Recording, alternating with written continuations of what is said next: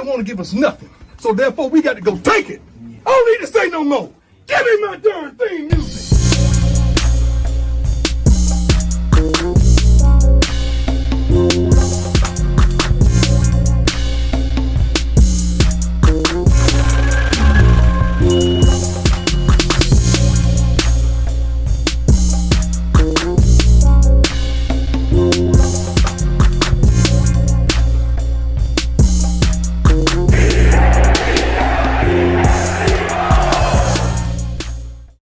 Welcome to the DY Proj channel. I'm your guy, DY Fly. What it do? What a week, man. It's been crazy this week, man. Everybody trying to break down my team like, everybody got an opinion. Just because we in a state of dropping back-to-back games. We haven't done that and Lord knows how long, especially in the Jalen Hurts era, the Jalen Hitman Hurts. The excellence of execution. That's right. We're going to talk about all that, though. We're going to talk about the game and the matchup that is against the Vikings. First things first, I want to say RIP to D'Angelo, one of VA's finest, just a great musician all around. Him and the Roots, they got together and they created one of the greatest R&B albums ever, Voodoo. If you haven't heard Voodoo, then your music taste is probably as bland as Kevin Patullo's play calling. But yeah, man, moving on. You see it. I just want to send out a very happy belated birthday to my favorite Eagle of all time, Weapon X, Brian Dawkins. This is culturally inappropriate. That's right. He was a complete animal on the field. He embodied what the city of Philly is, and he basically was Philly on the football field, just being one of the best safeties to ever do it, especially at a time where we had a bunch of great safeties such as Ed Reed and Troy Polamalu. He was up there with the best of them and held his own. Brian Dawkins is definitely my favorite Eagle of all time. It's not even close. It's a shame he couldn't get a chip, but it is what it is, man. But shout out to my favorite Eagle, Weapon X, Brian Dawkins. Yeah, but you're going to feel it, Cooley. I'm telling you, you're going to feel it. That's right. And you see right here, Zadarius Smith, he decided to retire. People are going to speculate whether it's, what's going on with the Eagles or whether he just felt like it was time, man. And look, man, niggas just get old. Niggas get old and they just say, you know what, I don't feel like it. My body's not up for it, whatever. So, it is what it is. Hopefully Howie, he can start burning up the phone line so he can find a replacement. So this week has been a long week. Everybody's been breaking down the team. I've heard all of the rhetoric surrounding this team. I've listened to everybody that has anything to do with Philadelphia media, even the ones that I don't particularly like. I just want to soak it all in because I need to really I needed to recalibrate how I'm thinking about this. Where we are in the season. The NFL season is so funny because it's a long season, but it's short at the same time. You have to get a lot done within this 18 weeks. It's week by week, but you got to get a lot done within. You got to show and prove. And you got to keep getting better. And right now we can't pretend like our team is playing well. I don't wear rose-colored glasses in real life, and I call it how I see it. The thing about that is we have a chance to get better, okay?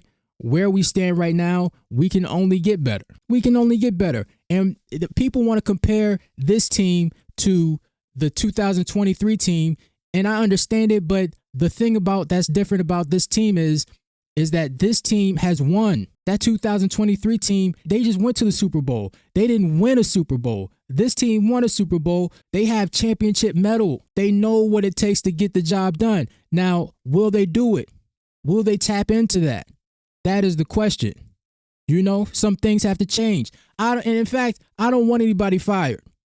I don't want anybody fired. I don't want anybody traded. Okay, let me just put that out there. I just want everything fixed. It's just like when you have a party coming down the pike, you got Thanksgiving and Christmas coming. You got a couple parties lined up that you want to have people come over, but your plumbing is all messed up, right? So you call the plumber over And he's trying to tell you, yeah, you need to do this, you need to do that. You're like, man, I don't know. Whatever, man. Whatever. That's your expertise. I'll pay whatever money it is to fix it. I just want it fixed. Whatever the problem is, I just want it fixed. I don't care what the cost is. I just want it fixed. That's how I'm approaching this situation with us. We can get it done. We just got to want to get it done. Okay? And Jalen Hurts is the answer. He is the answer. And Jeff says, until one of them other quarterbacks puts on one of these shirts, I'm not debating about them versus JH1. The discourse around Jalen Hurts is painfully annoying. Now I am at a point where I just tune it out. And you have to, man. And you know what? Seth Joyner, he speaks on that as well. Let's listen to what he has to say. Patrick Mahomes stumbled through the first 4 or 5 games of the season before he had the kind of game that we come to expect for him to have. But nobody was trashing him. And oh, how we forget the pain and suffering that the Phillies put us through year after year. The pain and suffering that the Flyers and the Sixers have put us through. But we've got a team that are defending Super Bowl champions. We got a quarterback that's the Super Bowl MVP, and we're talking about the backup. We're talking about other players coming in and replacing that. Oh, how ungrateful can we be that the one team, the one organization, the one player that's partly responsible for the one little bit of joy that we've had in the last 3 to 4 years, we got people talking about, oh, we need to move on. Okay? I just want to put that out there because I want you guys to understand why, what I feel, what I think, and why I believe in this quarterback. Thank you, Unc. Cook. Hold up. Go ahead and cook, Unc. Hold up. Said you wanted to cook, didn't you? Oh, cook that nigga! Everybody that's saying Tanner McKee this, Tanner McKee that, oh, put Tanner McKee in. Listen. Shut your raggedy ass up and sit the fuck down. I'm not trying to hear all that, man. He's not the answer right now. It's Jalen Hurts. Jalen Hurts is a weapon, okay? Jalen Hurts is not being used as a weapon. Put him in the RPO game, man. That's going to open things up for the run. That's going to open things up for the pass. Put pressure on the defense. That's what we want to see. He hasn't been putting pressure on the defense, and he hasn't been put in position to put pressure on the defense. I'm going to stop asking for a screen pass. That's all I want to see. But one more thing before we get to the game. AJ Brown, he has a sound clip. Let's listen to what he has to say. What's the vibe of the team as you guys try to right the ship? You tell me. You listen. What you think? Sound normal, huh? Kind of, Yeah, normal, exactly. So, we're not letting a loss just humble us, and you can't let it humble. We gotta keep going. And continue to find ways. This team is fine. This team is motivated and trying to get on the same page.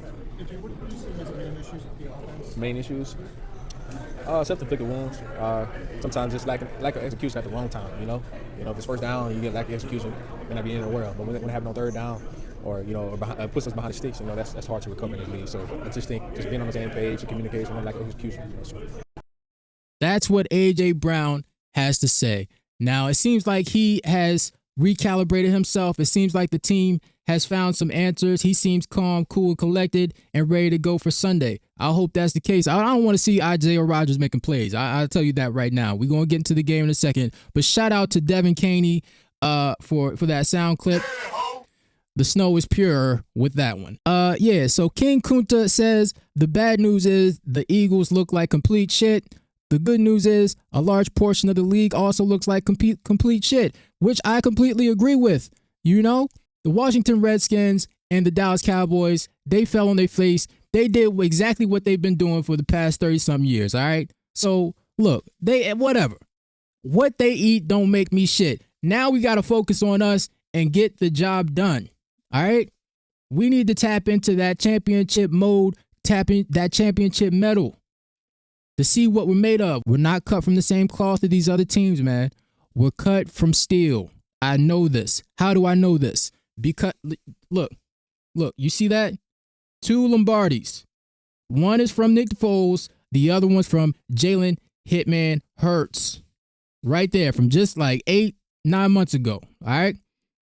That's how I know. And I believe in this team, man. They just need to come together and get the job done. Well, as far as this game goes, you saw the thumbnail and it says styles make fights, all right? In the AI overview of styles make fights, it says the saying styles make fights means an athlete's specific fighting style can be the deciding factor in a match, even against a more skilled opponent. Different fighting styles can create unique interactions where a fighter's strengths can negate another's, leading to unpredictable results.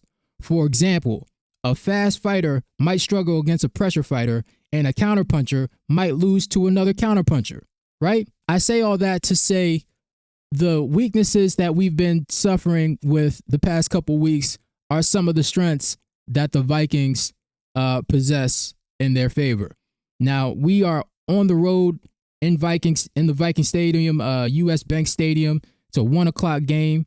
They are 3-2, and we are 4-2. And I'll tell you this, in my prediction over the summer for the NFC Championship game was us versus this team, the Vikings, and I've been keeping up with them over the summer, seeing what moves they're making, seeing how the players are progressing, and their team is championship ready as far as the players and the scheme and everything goes, except the quarterback, right?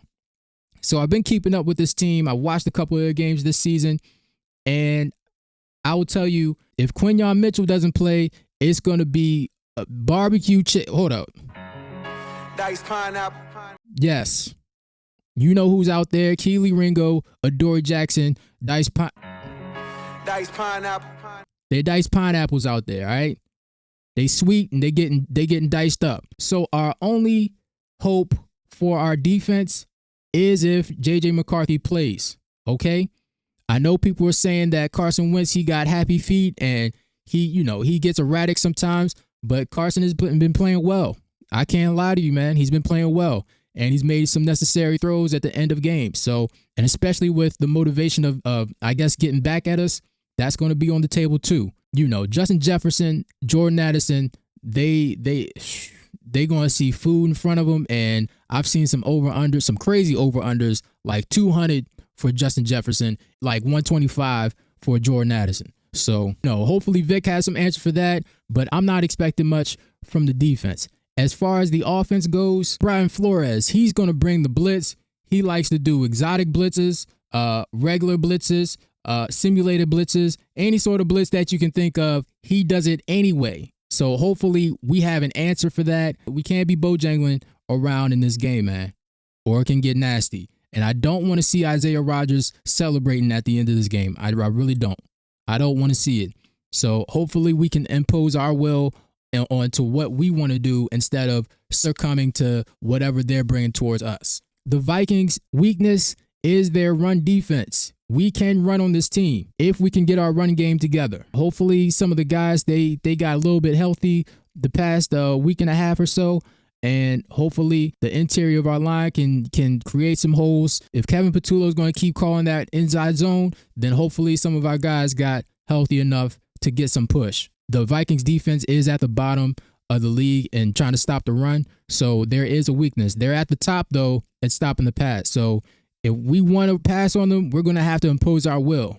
It's as simple as that. I think we should do some RPOs. Again, I would like to see a screen pass or 2 or 3. I mean, Brian Westbrook, he made his bones off of screen passes, like more than half his yards came off of screen passes back in the day, but whatever, man. And that helps out the offensive line. I'm going to keep saying it again. It gets Saquon in space and the offensive line getting a hat in a hat downfield or whatever. So hopefully we got some answers. If you look here, the past 3 games, they have put up 48 points, 21 points, and 21 points. So their offense it's not unstoppable. They do go through these lulls of missing passes, but Carson does come through in the clutch. So we're going to see. I think we have enough to get the job done. It seems like the magic number is 24. So if we can get 24 points and hold them to 21 points, then I think we'll be all right. Yeah, man, this might be a defensive battle. I don't think it should be a shootout, but we cannot have these 3 and outs, man. We cannot have these 3 and outs. We have to play complementary football. We're on the road. We have to play together. Kevin Patullo, I'm looking at you to get the job done. And Jordan Mason, he can run the ball, man. He can run the ball. So if Jalencarter doesn't play, it's going to be a long day. If Quinyon doesn't play, it's going to be a long day. And you see the injury report. Landon Dickerson and Quinyon Mitchell was limited in practice. Grant Calcaterra did not practice, but full practice out of Zach Bond, Jalen Carter, and Jordan Davis. So Jalen Carter looks like he's good to go. That is good news.